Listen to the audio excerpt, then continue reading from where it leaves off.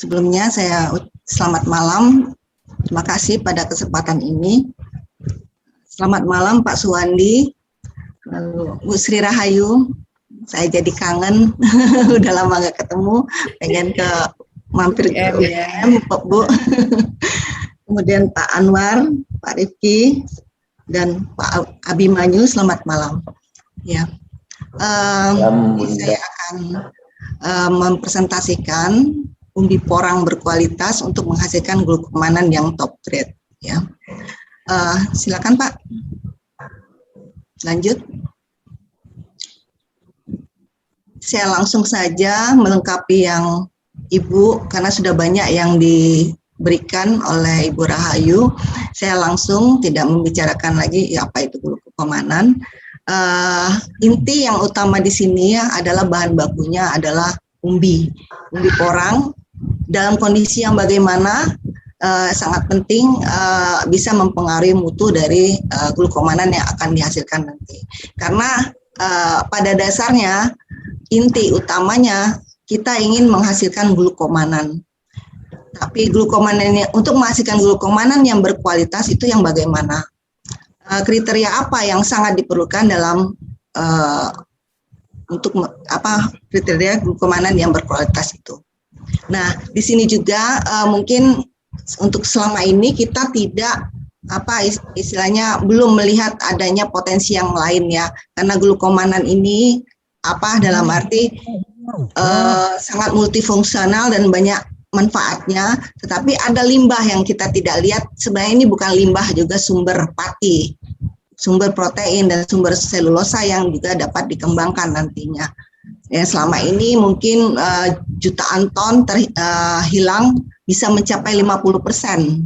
Ya, dari glukomanan di sini dari tepung, glukomanan itu sekitar 50%, tepung ini juga bisa 50%. Cuman tantangannya kita harus mengeluarkan kalsium atau menghilangkan kalsium oksalat, dan itu memungkinkan sehingga bisa menjadi sumber pati nantinya yang karena dia yang paling tinggi ya, dominan setelah glukomanan.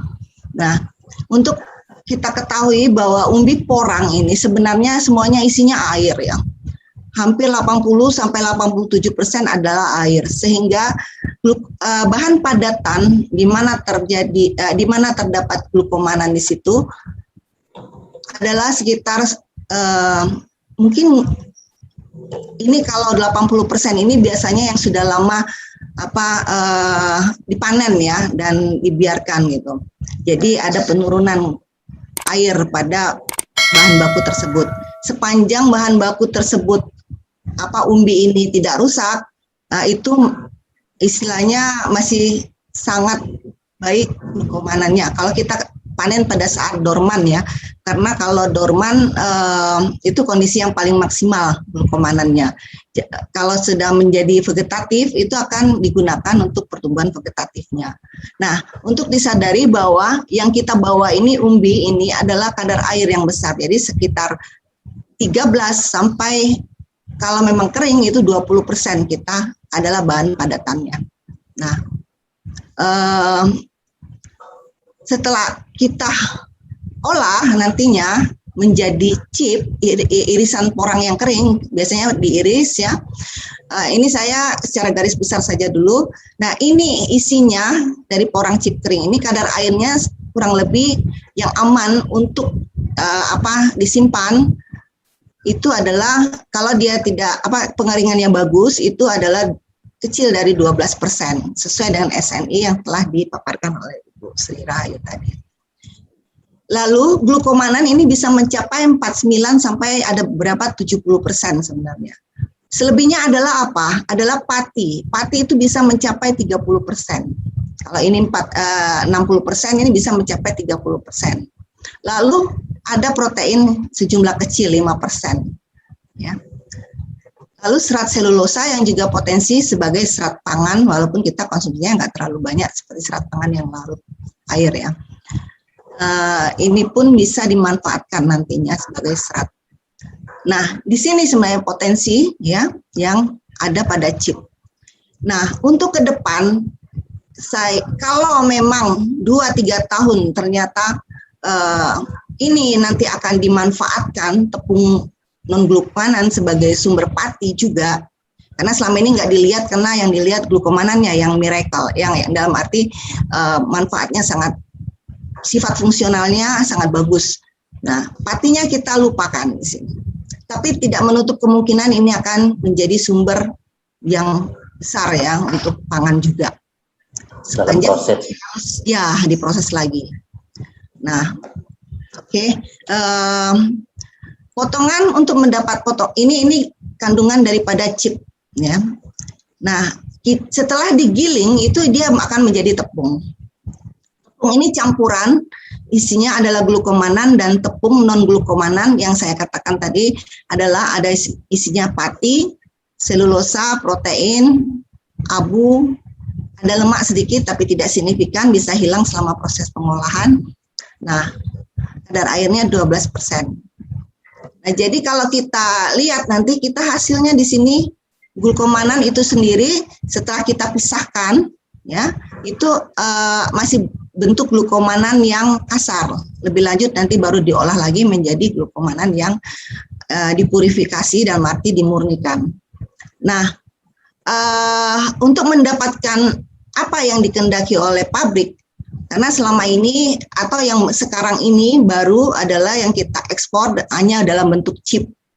Namun kita harus memperhatikan bentuk chip ini karena kalau kualitasnya juga harus bagus karena ada kriterianya juga ya kan. Tapi yang paling inti kadar airnya harus di bawah 12% yang aman nantinya untuk sama penyimpanan atau distribusi ekspor nanti. Nah, glukomanan yang diharapkan itu berkualitas adalah glukomanan yang ada beberapa ini dari Cina ya, kemudian dari Codex Eropa. Nah, di sini ada beberapa kriteria yang dikatakan tadi, ada tepung glukomanan sebenarnya tapi masih kasar. Ya kan, karena itu bukan tepung porang. Sebenarnya ya kan, kalau tepung porang itu banyak ada glukomanan dan tepung non glukomanan, tapi nggak umum kalau saya yang saya bicarakan ini nggak umum. Biasanya disebut tepung porang di sini, tapi isinya glukomanan yang masih kasar. Kenapa dia itu masih kasar atau dalam arti masih kotor? Karena kita menggunakan metode pengeringan.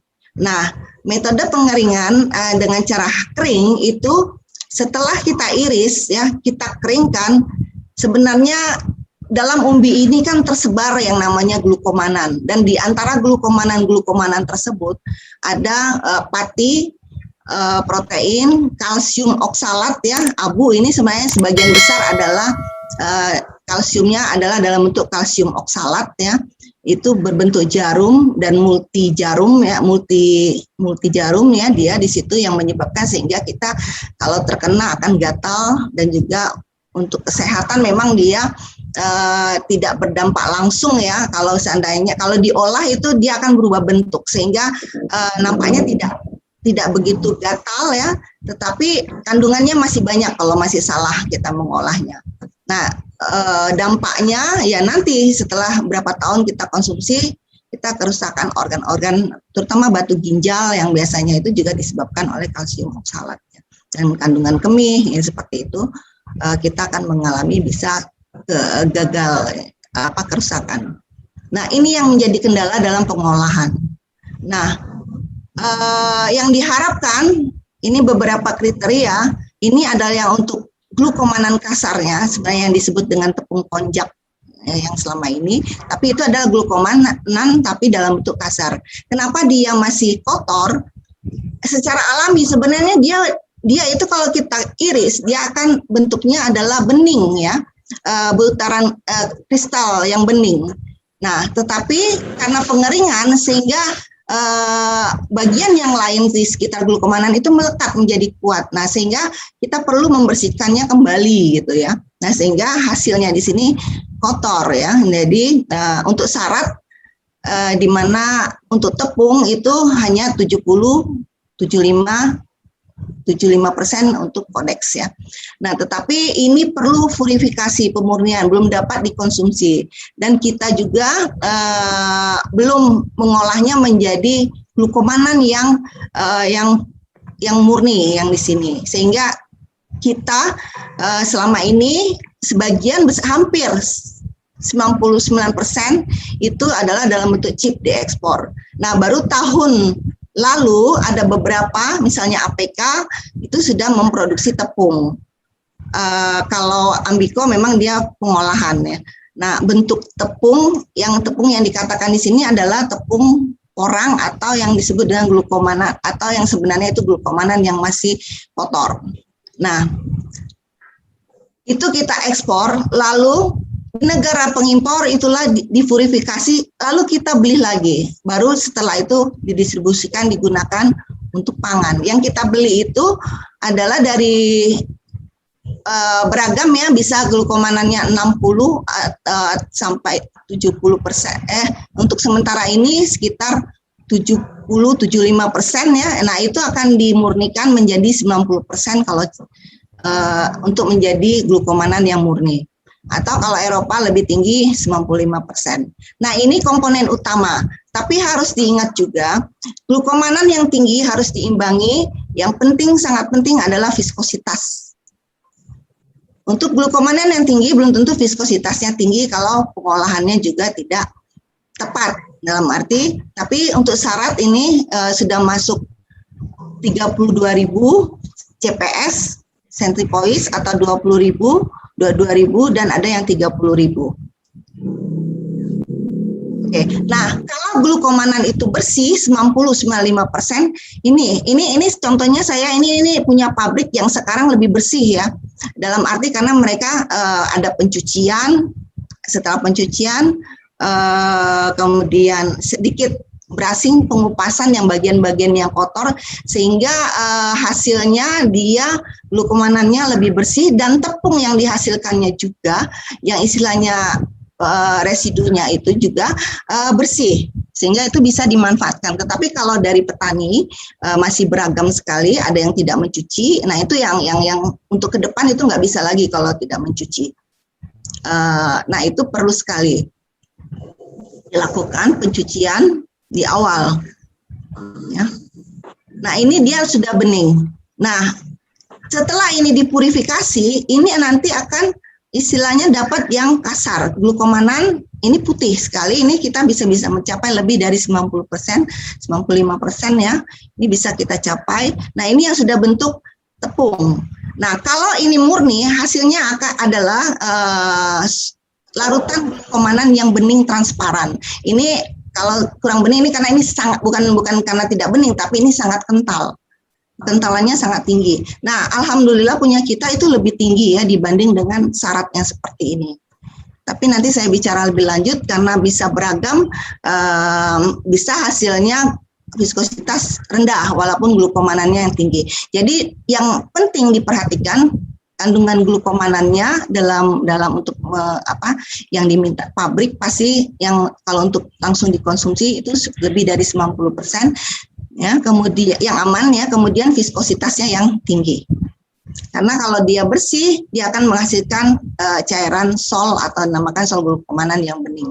Yang banyak nanti aplikasinya bisa dilakukan untuk pangan yang memang menghendaki bening, untuk kosmetik ya yang transparan, yang bisa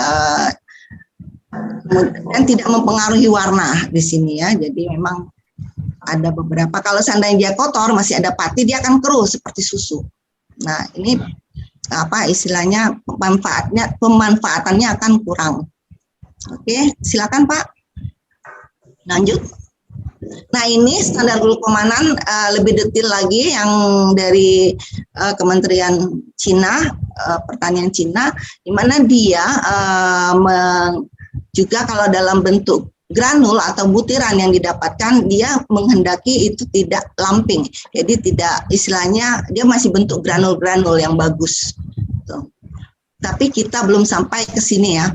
Nah, tadi sudah disampaikan bahwa ada dua tipe, yang mana tepung porang, ada beberapa. Nah, intinya saja bahwa kalau sudah bentuk murni itu kita ada dua grade, yaitu ada first grade dan top grade, di mana viskositasnya 28.000, yang di sini 32.000. Kita bisa mencapai lebih dari ini, ya, jauh. Untungnya porang kita kalau dengan cara yang tepat itu nanti akan menghasilkan viskositas yang tinggi.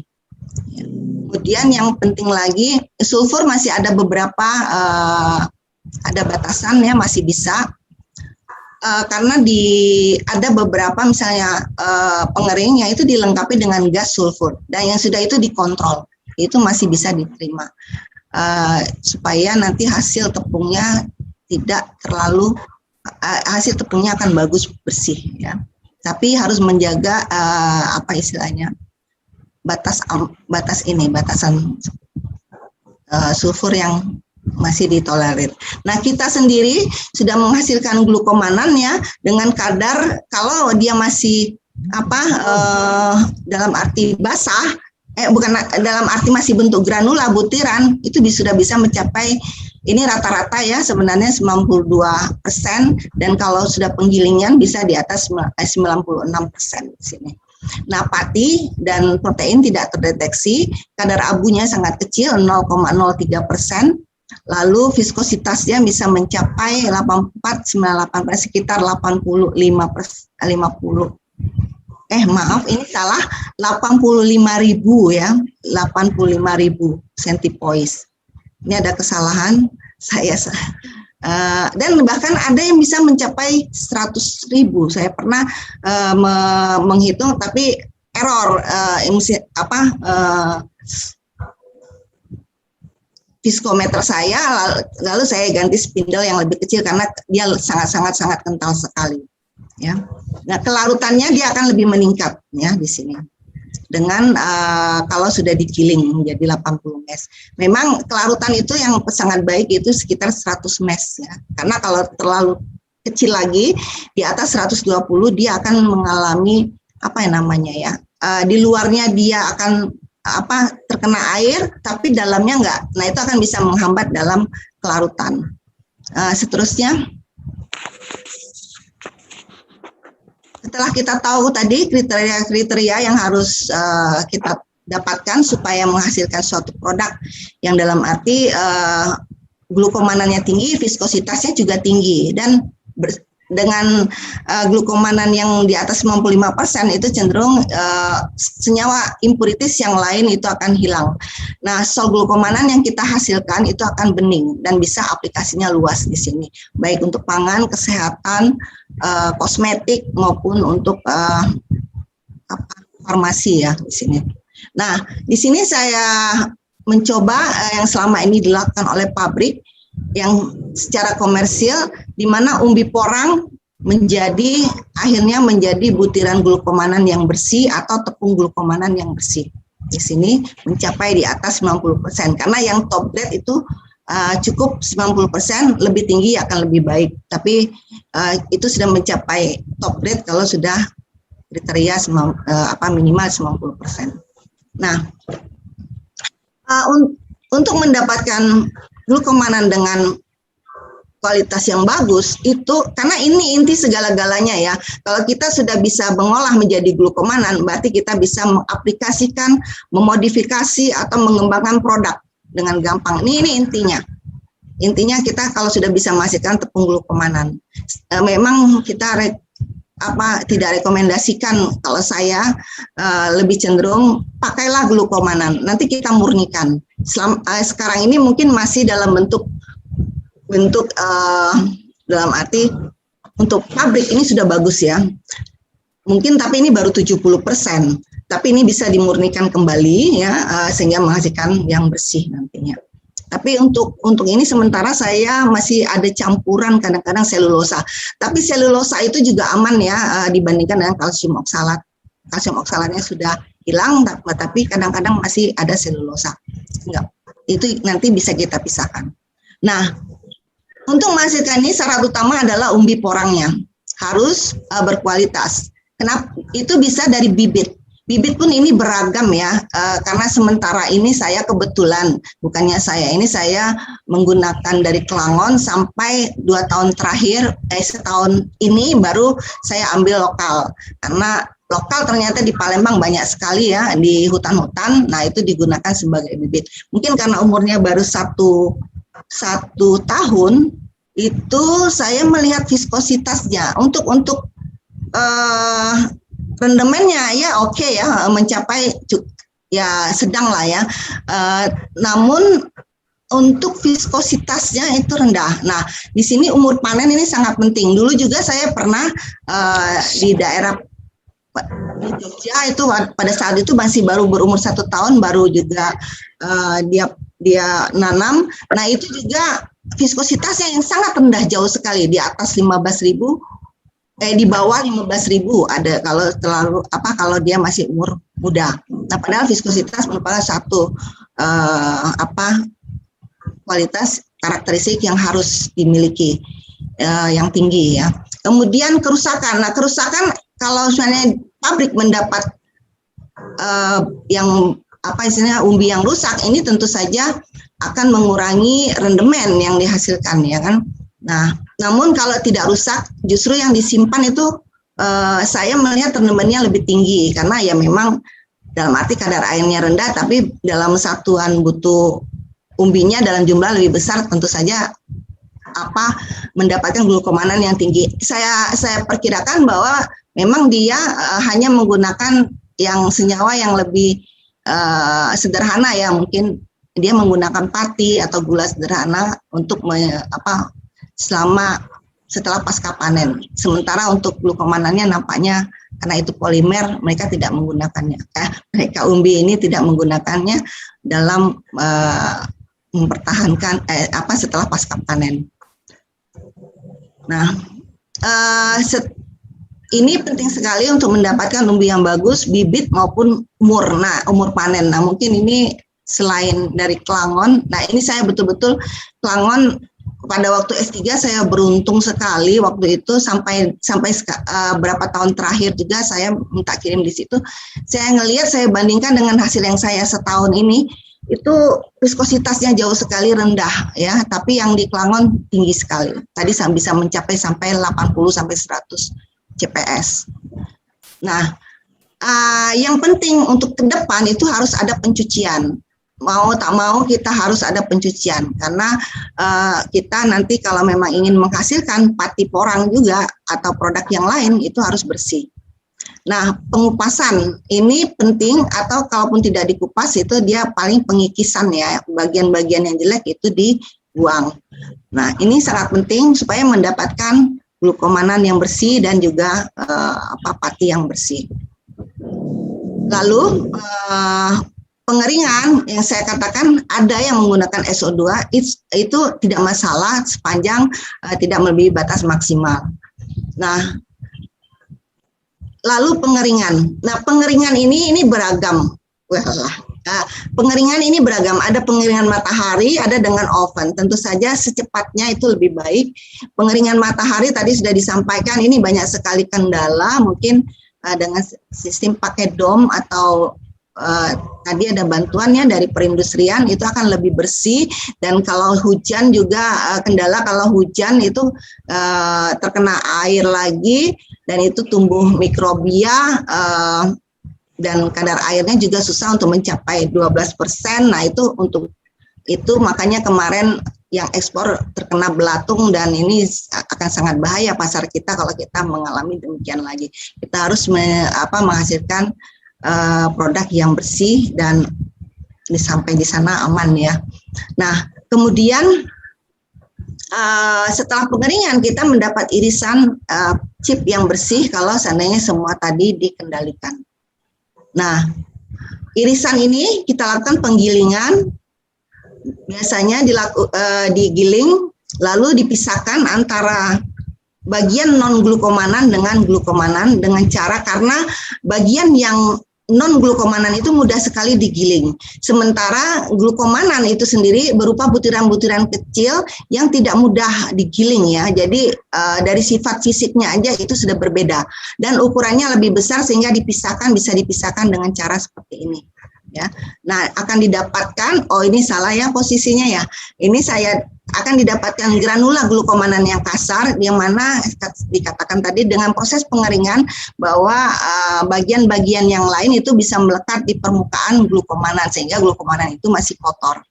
Dan selain itu dapat tepung glukomanan yang potensi besar juga yang belum kita pikirkan dan kita manfaatkan sementara ini. Nah, tadi disebutkan bahwa kita baru bisa menghasilkan glukomanan yang masih kotor, ya, atau tepung porang. Nah, ini dibersihkan di negara pembersih, di negara pengimpor. Lalu masuk lagi ke kita, baru kita bisa manfaatkan. Ini menyedihkan, tapi ini bisa kita lakukan dengan mungkin saya katakan dengan peran pemerintah. Ini bisa untuk sementara ini pemurnian yang paling mudah itu memang menggunakan etanol. Dan etanol itu kemudian bisa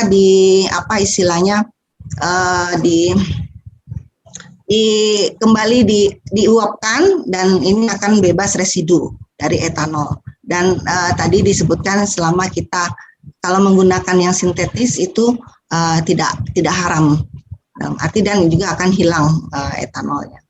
Nah, ini kita bisa mendapat butiran glukomanan yang lebih dari 90% nantinya.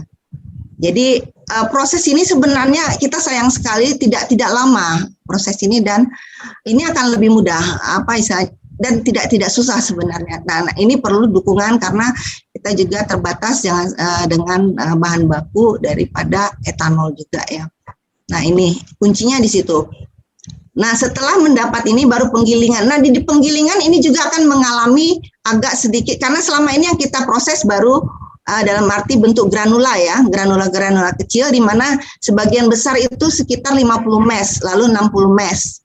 Sedikit yang 80 mes, ya, jadi sekitar 40, 50, 60 mes. Sebagian besar itu 50 mes.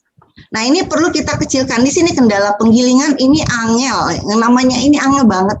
Dari ini untuk menjadi tepung yang halus menjadi 100 mes itu nggak mudah. Harus menggunakan alat mungkin dengan istilahnya. Nah, ini yang harus dimodif. Istilahnya dia tidak cepat karena ini butuh waktu yang lama dan bisa berubah warna, viskositasnya bisa menurun. Nah, ini perlu juga diperhatikan karena kalau kita ingin gunakan dalam arti untuk produk misalnya langsung untuk kue penambahan atau itu dia larutnya akan jauh lebih cepat dibanding dengan granula, ini akan lama. Ya, nanti produknya akan gritty kalau langsung dicampur. Karena dia belum larut sempurna, ya. Nah, ini ada tantangan kita setelah pengayakan, setelah penggilingan kita ayak, lolos 100 mes dapatlah tepung glukomanan di mana pelarutannya akan meningkat sekali, lebih mudah diaplikasikan dan didapat tepung yang ini kita putih bersih sekali, ya. Dan dapat. Silakan lebih lanjut. Nah, kenapa dia bisa putih? Sebenarnya proses ini kalau dia secara alami dia ini kan butiran-butiran bening yang halus, ya, yang berada terdispersi di umbi. Nah, ini kalau kita dapat yang kotor bentuknya seperti ini belum bersih. Tapi ada tahapan karena dia masih diselimuti oleh protein pati yang tadi yang non impuritis atau yang impuritis selain dari glukomanan. Nah, setelah kita giling ternyata dia itu juga diselimuti oleh selaput seperti sisik seperti ini. Nah, ini harus terus digiling. Ini lama, membutuhkan waktu yang memang penggilingan khusus. Lama-lama dia terkikis. Jadi di sini maka prosesnya itu yaitu biasanya dilakukan penyosohan. Dan setelah penyosohan lebih lanjut yaitu biasanya pemurnian menggunakan mungkin pencucian dengan etanol. Nah, kalau kita lanjut dengan penggilingan ini akan terkelupas di sini. Nah, inilah yang nanti murni sekali, bersih dia jadinya, ya. Nah, seperti ini. Dan larutannya meningkat. Silakan. Waktunya sudah mau habis, Bu Ani. Ya, nah ini kita kembangkan yang basah di mana waktunya lebih singkat dan langsung mendapat yang bersih, ya. Itu silakan selanjutnya. Ini perbedaannya kalau tadi, ya, saya menggunakan itu yang dilakukan secara komersial menggunakan menggunakan metode kering. Nah, yang saya kembangkan selama ini yaitu metode basah yang memungkinkan prosesnya cepat, ya, langsung dari umbi segar dan hasilnya juga lebih mudah. Karena apa?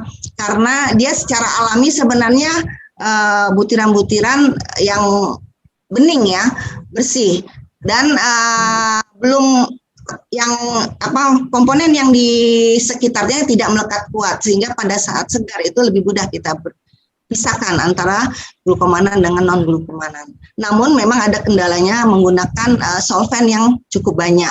Nah, ini yang akan kita selalu perbaiki. Dari saya pada waktu S3 masih banyak sekali, tetapi ini semakin kita kurangi, dan kalau dengan alat nanti itu bisa lebih signifikan, diharapkan bisa menggunakan dalam jumlah yang lebih kecil nantinya dengan proses yang sudah dilakukan sebelum ini. Oke, untuk aplikasi glukomanan tadi sudah banyak mungkin yang disampaikan oleh Bu Sri sebagai untuk pangan, memperbaiki tekstur, rheologi pangan, pengental, untuk gel, pembentuk tekstur, penstabil, binding agent. Ini untuk produk-produk daging ya, atau ikan yang misalnya anak-anak yang malas makan ikan ya karena susah tulangnya banyak. Nah, ini bisa ikan-ikan itu jadi bentuk ikan direstrukturisasi dagingnya, dan tidak menggunakan ini bisa yang no karbo ya, karena kita gunakan glukomanan tetapi dalam jumlah yang kecil, bukan seperti tepung ya, karena dia sebagai food ingredient di sini, sebagai binding agent fungsinya di sini. Nah, karena proses pengikatan, water holding capacity-nya, airnya yang tinggi, maka dia bisa seperti tadi untuk es krim yang lain-lain. Kemudian juga ini juga bisa pengganti misalnya daging yang lemak-lemaknya ini mengganti produk-produk misalnya mayonnaise, kita bisa campur dengan ini sebagai pengentalnya, sehingga kita mengurangi minyak yang ada digunakan di situ. Jadi bisa mereduksi penggunaan minyak di dalam pangan. Emulsifier sebagai untuk kesehatan, kemudian untuk farmasi, kosmetik mungkin nggak perlu saya ulangi lagi. Nah, ada area yang sangat penting di sini, yaitu sangat potensi dalam bidang plastik ya, yang selama ini kita beli biji plastik yang mahal. Nah, ini bisa nanti dikembangkan untuk plastik biodegradable ya di sini. Oke, atau produk-produk yang lainnya. Oke, berikutnya. Nah, ini produk-produk yang banyak yang sudah seperti Mishirataki yang produknya Ambiko ya, dan nanti akan launching juga Fukumi mungkin kayaknya dari APK. Nah, ini gel campuran ya, dari hanya campuran, bisa mengurangi penggunaan agar antara glukomanan dicampur dengan konyak, dengan agar rumput laut. Nah, dia bisa membentuk gel di sini, atau dengan bisa membentuk gel. Nah, es krim tadi sudah disampaikan oleh Bu Sri, di mana tidak mudah meleleh ya, titik lelehnya akan lebih lama dia melelehnya. Berikutnya,